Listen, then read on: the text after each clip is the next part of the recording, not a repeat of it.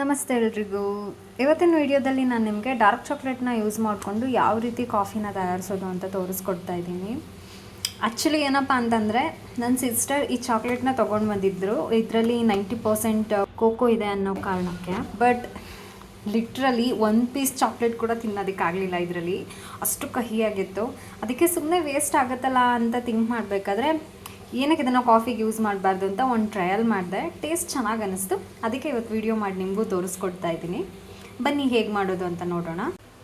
ಮೊದಲಿಗೆ ಒಂದು ಸ್ಮಾಲ್ ಕಪ್ಪಷ್ಟು ನೀರಿಗೆ 2 ಚಮಚದಷ್ಟು ಬೆಲ್ಲದ ಪುಡಿನ ಆ್ಯಡ್ ಮಾಡ್ಕೊಂಡಿದ್ದೀನಿ. ಇದು ಕರ್ಗೋವರೆಗೂ ಇದನ್ನು ಸ್ವಲ್ಪ ಕುದಿಸ್ಕೋಬೇಕು.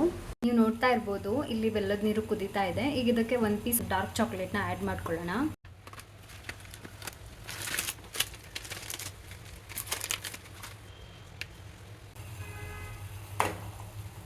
ಇದು ಕರ್ಗೋವರೆಗೂ ವೆಯ್ಟ್ ಮಾಡೋಣ.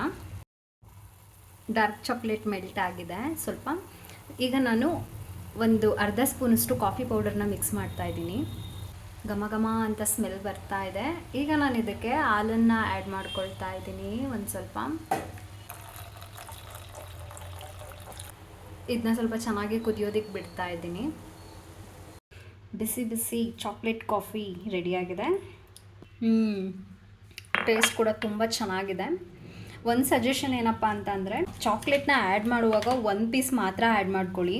ನೀವೇನಾದರೂ 1 ಪೀಸ್ಗಿಂತ ಜಾಸ್ತಿ ಎಕ್ಸ್ಟ್ರಾ ಆ್ಯಡ್ ಮಾಡಿಕೊಂಡ್ರೆ ಚೆನ್ನಾಗಿರೋದಿಲ್ಲ ಕಾಫಿ. ಈ ಡಾರ್ಕ್ ಚಾಕ್ಲೇಟ್ನಲ್ಲಿ ಆ್ಯಂಟಿ ಆಕ್ಸಿಡೆಂಟ್ಸ್ ತುಂಬ ಜಾಸ್ತಿ ಇರುತ್ತೆ ಮತ್ತು ಇದು ಹೃದಯಕ್ಕೂ ಕೂಡ ತುಂಬ ಒಳ್ಳೆಯದು. ಬ್ರೈನ್ ಫಂಕ್ಷನ್ಸ್ನ ಇಂಪ್ರೂವ್ ಮಾಡೋ ಅಂಥ ಕೆಪಾಸಿಟಿ ಈ ಚಾಕ್ಲೇಟ್ಸ್ಗೆ ಇದೆ.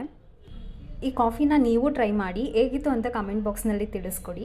ಇವತ್ತಿನ ಈ ವಿಡಿಯೋನ ಇಲ್ಲಿಗೆ ಮುಗಿಸ್ತಾ ಇದ್ದೀನಿ. ಧನ್ಯವಾದಗಳು.